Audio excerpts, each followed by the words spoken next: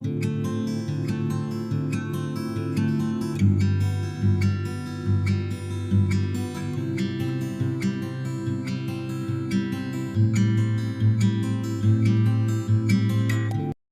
बार फिर से आप सभी का स्वागत है। हम अध्ययन कर रहे हैं अय्यूब की पुस्तक का और अब समय है कि हम उसके 6ठे अध्याय पहले वचन से आगे का अध्ययन करें। अभी हमने 4थे और 5वें अध्याय में देखा कि अय्यूब का मित्र जो एलीपज है वो उससे कुछ तर्क करता है, उसे समझाता है कि भाई कोई गलत काम किया हो तो उसके लिए पश्चाताप कर, परमेश्वर को पुकार, वो तेरी सुनेगा, वो धर्मियों के लिए हमेशा अच्छा करता है। अब यहाँ 6ठे और 7वें अध्याय में अय्यूब एलीपज को उत्तर देते हैं। मेरे प्यारे भाई बहनों, यहाँ लगातार जो अय्यूब के दोस्त हैं वो इसी बात पर जोर दे रहे हैं कि धर्मी जन पर कभी विपत्ति नहीं आ सकती, तूने कोई ना कोई पाप किया होगा।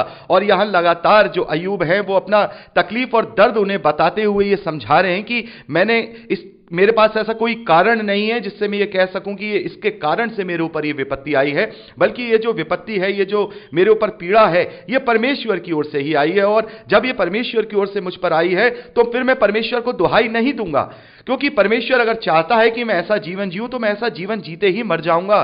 मुझे इसके लिए परमेश्वर को कोई दुहाई नहीं देनी, तो मुझे इस बारे में मत समझाओ। मेरा ये जो तकलीफ है ये किसी पाप की वजह से नहीं, किसी रीजन की वजह से नहीं, किसी कारण की वजह से नहीं, बल्कि स्वयं परमेश्वर की इच्छा से आई है। और उसे मुझे झेलना है, ये कष्ट मुझे झेलना है, जो तकलीफ मुझे दी गई है उसे मुझे झेलना है, उसे मुझे सहना है। यही बात वो अपने दोस्तों को समझा रहे हैं। तो यहां उसी कड़ी में सबसे पहले एलीपज का जो तर्क था, एलीपज की जो बात थी, उसका जवाब यहां 6ठे अध्याय पहले वचन से यहां अय्यूब देना शुरू करते हैं। और अय्यूब यहां पहले वचन से लेकर 13वें वचन तक पहले अपनी जो तकलीफ है, अपनी जो कष्ट है, उसका यहां पर व्याख्यान कर रहे हैं, वर्णन कर रहे हैं कि वो कितनी बड़ी है।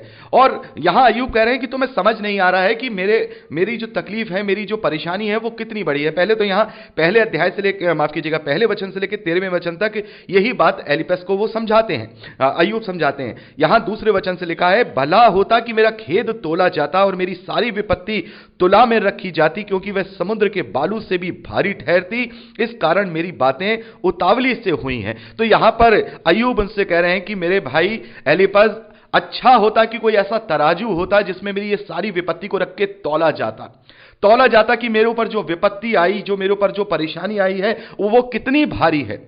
वो इतनी भारी है कि समुद्र के बालू के किनकों से भी वो भारी बैठती है, उसको तुम समझ नहीं सकते हो। आगे 4थे वचन में अय्यूब कहते हैं, क्योंकि सर्वशक्तिमान के तीर मेरे अंदर चुभे हैं। ये जो विपत्ति है ये सर्वशक्तिमान के द्वारा आई है, और ये तीर मेरे अंदर ऐसे चुभ गए हैं जैसे उनका विष मेरी आत्मा में बैठ गया हो। ये ऐसी तकलीफ है, ये ऐसी भारी तकलीफ है जिसे तुम समझ नहीं सकते हो, क्योंकि परमेश्वर की भयंकर बात मेरे विरुद्ध पाती बांधे हुए है। और ये परमेश्वर की ओर से ये जो मुझे विपत्ति मिली है ये इतनी भयानक विपत्ति है। तो मेरे प्यारे बहनों, यहां पर अय्यूब अपनी विपत्ति को पहले एलीपज को समझा रहे हैं, अपने दोस्तों को समझा रहे हैं कि यह विपत्ति कितनी भारी है। पहले वचन से लेकर 13वें वचन तक इसी बात को अय्यूब पहले एलीपज से कहते हैं। आगे 5वें वचन से जब हम आगे पढ़ते हैं तो यहां अय्यूब कहते हैं, जब बनेले गधे को घास मिलती तब क्या वह रेंगता, और बैल चारा पाकर क्या डकराता है। जो फीका है क्या वह बिना नमक खाया जाता है। क्या अंडे की सफेदी में भी कुछ स्वाद होता है। जिन वस्तुओं को मैं छूना भी नहीं चाहता वही मानो मेरे लिए घिनौना आहार ठहरी हैं। यहां पर अय्यूब कहते हैं कि जब किसी जानवर को भोजन मिल जाता है तो वो भी नहीं चिल्लाता है। तो जो मेरी कराहट है, जो मेरी चिल्लाहट है, मेरी पीड़ा की चिल्लाहट है, ये समझो ये कितनी भयानक है। ये तुम समझो कि जिन वस्तुओं को मैं छूना भी नहीं चाहता था आज वो मेरे लिए घिनौना आहार ठहरी हैं। वो मेरे जीवन में सारी बातें हो रही हैं। आगे 8वें वचन में अय्यूब कहते हैं कि भला होता कि मुझे मुंह मांगा वर मिलता, और जिस बात की मैं आशा करता हूं वह परमेश्वर मुझे दे देता, कि परमेश्वर प्रसन्न होकर मुझे कुचल डालता और हाथ बढ़ाकर मुझे काट डालता। यही मेरी शांति का कारण होता, वरन भारी पीड़ा में भी मैं इस कारण उछल पड़ता, क्योंकि मैंने उस पवित्र के वचनों को कभी इनकार नहीं किया। मेरे प्यारे भाई बहनों, यहां पर अय्यूब का चरित्र हमें दिखाई देता है, उसके धीरज का चरित्र हमें दिखाई देता है। यहां अय्यूब एलीपज से कह रहे हैं कि अगर परमेश्वर मुझे मुंह मांगा वर भी देता तो भी मैं यही कहता कि परमेश्वर अगर तू प्रसन्नता में मुझे कुचलना चाहता है, मुझे काट डालना चाहता है तो काट दे। यही मेरी शांति का कारण होता, बल्कि मैं इस पीड़ा में भी उछल पड़ता, क्योंकि मैंने उस पवित्र के वचनों को कभी इनकार नहीं किया। तो अगर मैंने उस पवित्र परमेश्वर के वचनों का कभी इनकार नहीं किया, तो उसकी इच्छा को मैं कैसे इनकार करूं? यदि उसकी इच्छा मेरे जीवन में है कि मैं पीड़ा पाऊं, उसकी इच्छा मेरे जीवन में है कि मैं तकलीफ में आऊं, एलिपस मेरी तकलीफ इतनी बड़ी है कि मैं तुझे यह बयान कर रहा हूं, लेकिन फिर भी अगर परमेश्वर मुझे मुंह मांगा वर दे, तो मैं यही कहूंगा कि परमेश्वर तेरी इच्छा मेरे जीवन में पूरी हो। यदि तू मुझे अपनी प्रसन्नता में काट डालना चाहता है तो काट डाल, यदि मुझे कुचलना चाहता है तो कुचल डाल। यही मेरी शांति का कारण है कि तेरी इच्छा मेरे जीवन में पूरी हो रही है। मेरे प्यारे बहनों, यहां पर एलिपज और उसके जो दोस्त हैं वो अय्यूब को समझाना चाह रहे हैं कि तू अपने परमेश्वर से प्रार्थना करिए, तेरे बुरे दिन चले जाएंगे, ये विपत्ति तुझसे हट जाएगी। परमेश्वर अपने धर्मी जन को संभालता है। लेकिन यहां देखिए, यहां अय्यूब क्या कह रहे हैं? अय्यूब कह रहे हैं कि मेरी इच्छा इसी में है कि जो परमेश्वर की जो इच्छा है मेरे जीवन में पूरी हो। मेरी प्रसन्नता यही है, मेरा मुंह मांगा वर यही है। मेरे प्यारे बहनों, कितनी बड़ी यहां पर हम अय्यूब के चरित्र से ये शिक्षा ले रहे हैं कि जब उसके ऊपर इतनी बड़ी विपत्ति है तो वो घबरा नहीं रहा। उस परमेश्वर के उस जो उसने परीक्षा ली है या उस विपत्ति दी गई है, उसको वो ले रहा है, उसको उसका दिया मान करके ले रहा है, और उसी प्रकार से ले रहा है जिस प्रकार से उसने सुख को लिया था। और इस बात को हमने दूसरे अध्याय में पढ़ा। दूसरे अध्याय में जब उसकी पत्नी ने उससे विवाद किया, तो हम पढ़ते हैं 10वें वचन में, उसने अपनी पत्नी से कहा, तू एक मूर्ख स्त्री है, मूढ़ स्त्री जैसी बातें करती है। क्या हम जो परमेश्वर के हाथ से सुख लेते हैं दुख ना लें? तो मेरे प्यारे बहनों, यहां पर हमें चरित्र अय्यूब का समझ में आता है कि अय्यूब जानता है कि परमेश्वर ने जो दिया है उसे मुझे अपने सर आंखों पे रखना है। यदि उसने मुझे सुख दिया है, यदि उसने मुझे संसारिक भौतिक आशीषें दी हैं, तो मैं उसमें आनंदित हूं, मैं परमेश्वर का धन्यवादित हूं। और यदि उसने मुझे धर्मी रहते हुए, उसके भलाई के काम करते हुए, सारी बातों में भी रहते हुए अगर उसने मुझे दुख दिया है, तो मैं क्यों ना लूं? मैं क्यों विचलित हूं? मैं क्यों परमेश्वर को बुरा कहूं? हां, मैं अपनी तकलीफ बयान कर सकता हूं, मैं अपनी परेशानी बता सकता हूं, मैं कितने पीड़ा में हूं ये बता सकता हूं, लेकिन मैं ये नहीं कहूंगा कि परमेश्वर ये तू मुझसे वापस ले ले। क्योंकि देखिए कितनी बड़ी बात है। देखिए मेरे प्यारे भाई बहनों, जब हमें कोई अच्छी सुख वाली चीज मिलती है, तो क्या हम परमेश्वर से कभी ये कहते हैं कि हे परमेश्वर तूने हमें ये दिया है तो इसे वापस ले ले? कभी इसके लिए प्रार्थना करते हैं? नहीं करते हैं। तो फिर विपत्तियों के लिए हम क्यों प्रार्थना करते हैं कि प्रभु ये विपत्ति हमसे वापस ले ले? हम ये प्रार्थना क्यों नहीं करते कि प्रभु हमारे दिन तू कम कर, या हे प्रभु हमें तू इसे सामर्थ्य दे कि हम इसे सहन कर ले? मेरे प्यारे भाई बहनों, यहां पर हमें अय्यूब की जब हम पुस्तक पढ़ रहे हैं, तो हम इतने इससे धीरजवान हो सकते हैं, इससे इतने धीरजवंत हो सकते हैं। इतनी बड़ी हमें यहां शिक्षा मिल रही है कि उसके दोस्त जो हैं उसको डिमोरलाइज कर रहे हैं, बता रहे हैं कि तूने कहीं पाप किया होगा, लेकिन अय्यूब कह रहे हैं कि मैंने कोई पाप नहीं किया। अगर पाप किया हो, चाहे कुछ भी किया हो, यह परमेश्वर की मर्जी है। अगर मैंने पाप भी किया है तो भी परमेश्वर की मर्जी है, अगर मैंने पाप नहीं किया तो भी परमेश्वर की मर्जी है। तो मैं अपने जीवन में परमेश्वर की मर्जी को क्यों ठुकराऊं? क्यों उससे कहूं तू उससे मुझसे वापस ले ले? यदि उससे वापस लेना होगा तो अपने आप से लेगा, नहीं लेगा तो ये मेरा मुझसे अगर कोई मुंह मांगा वर भी अगर परमेश्वर कहेगा कि तुझे मैं मुंह मांगा वर दे रहा हूं, तो मैं तब भी यही कहूंगा कि परमेश्वर प्रसन्न होकर, खुश होकर तू मुझे कुचल डाल, अपना हाथ बढ़ाकर मुझे काट डाल। यही मेरी शांति का कारण है कि मैंने उसके इच्छा को अपने जीवन से पूरा किया है। मैंने उसने जो मुझे दिया था वो मैंने उसे ग्रहण कर लिया है। आगे अय्यूब कहते हैं कि मुझ में बल ही क्या है कि मैं आशा रखूं, मेरा अंत ही क्या होगा कि मैं धीरज धरूं? क्या मेरी दृढ़ता पत्थरों की सी है? क्या मेरा शरीर पीतल का है? क्या मैं निराधार नहीं? क्या काम करने की शक्ति मुझसे दूर नहीं हो गई? मेरे प्यारे बहनों, यहां पर जो अय्यूब हैं वो यही बात कह रहे हैं कि मुझ में ऐसी क्या हैसियत है कि मैं इस बात की आशा रखूं कि ये मेरे जीवन से ये दुख तकलीफ दूर हो जाए। अगर दुख तकलीफ दूर हो जाती है तो ठीक है, नहीं तो मैं कब्र में चला जाऊंगा। परमेश्वर ने मुझे सुख दिया था तो मैंने सुख ले लिया, परमेश्वर ने मुझे दुख दिया है, परमेश्वर ने मुझे पीड़ा दी है तो मैंने पीड़ा ले ली है।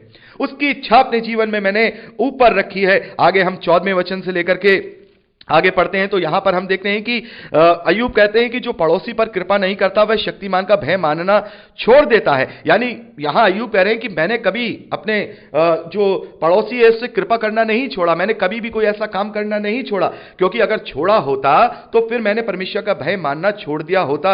आगे मेरे प्यारे बहनों, वो 15 वचन से आगे हम देखते हैं कि जो अय्यूब है वो अपने भाइयों के विषय में कुछ उदाहरण देके कह रहे हैं, क्योंकि जब अय्यूब पर यह विपत्ति आई है तो उसके सगे संबंधी भाई भाई वगैरह सब उसे छोड़ के चले गए, उसको छोड़ के चले गए। और उनके विषय में यहां अय्यूब कहते हैं कि मेरे भाई नाले के समान विश्वासघाती हो गए हैं। यानी कि यहां जो विश्वासघाती हैं उनको एक नाले के उदाहरण के रूप में यहां अय्यूब ने बताया है, और बल्कि उन नालों के समान हो गए हैं कि जिनकी धार सूख जाती है, जिनकी धार सूख जाती है।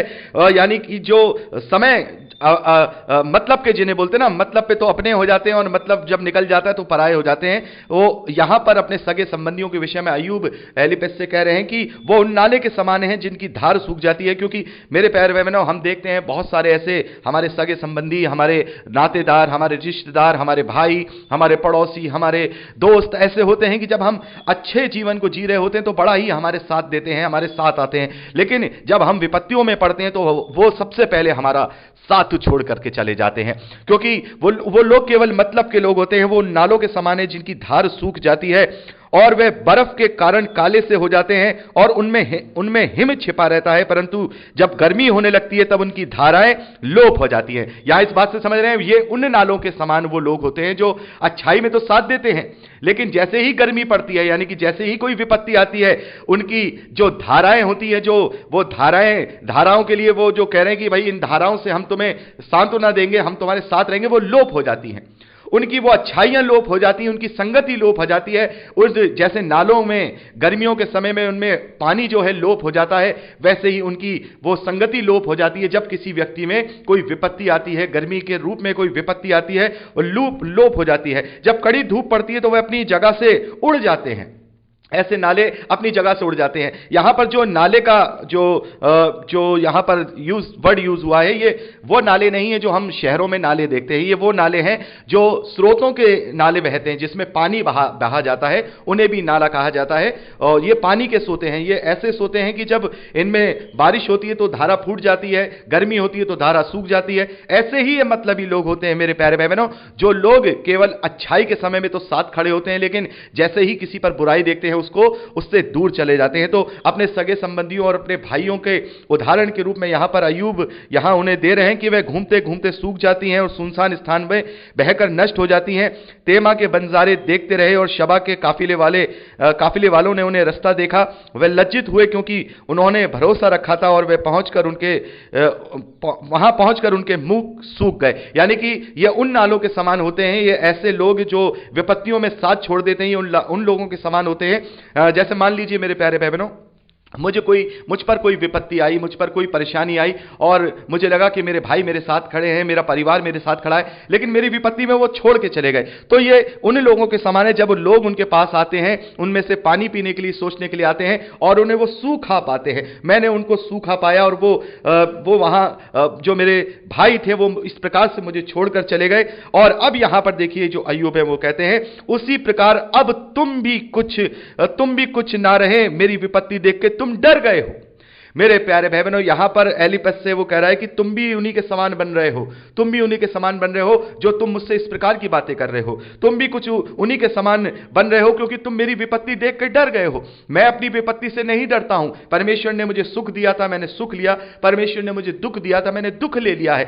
और अगर जैसा भी हमने पढ़ा, जो अय्यूब है उन्होंने एलीपस से यही कहा कि यदि मुझे वो मुंह मांगा वर भी देता तो भी मैं यही कहता कि ये तेरी इच्छा मेरे जीवन में पूरी हो। तेरी खुशी अगर इसमें है, तेरी खुशी इसमें है कि तू मुझे काट डाले, तू मुझे दबा दे, तो तेरी इच्छा पूरी होनी चाहिए। मैं इसमें भी खुश होता क्योंकि मैंने आज तक तेरे किसी वचन को इनकार नहीं किया, तेरे सभी वचनों को मैंने माना है। तो मैं तेरे इस दुख को भी मानूंगा, इस दुख को भी अपने जीवन में लूंगा। और तुम भी अब मेरे भाइयों के समान हो रहे हो और मेरी विपत्ति देख के तुम डर रहे हो। यहां पर देखिए, अब जो अय्यूब है वो एलीपस से कहते हैं कि क्या मैंने तुमसे कहा था कि तुम मुझे कुछ दो? अपनी समझ में से, अपने उपदेशों में से जो तुम मुझे दे रहे हो उसमें से दो।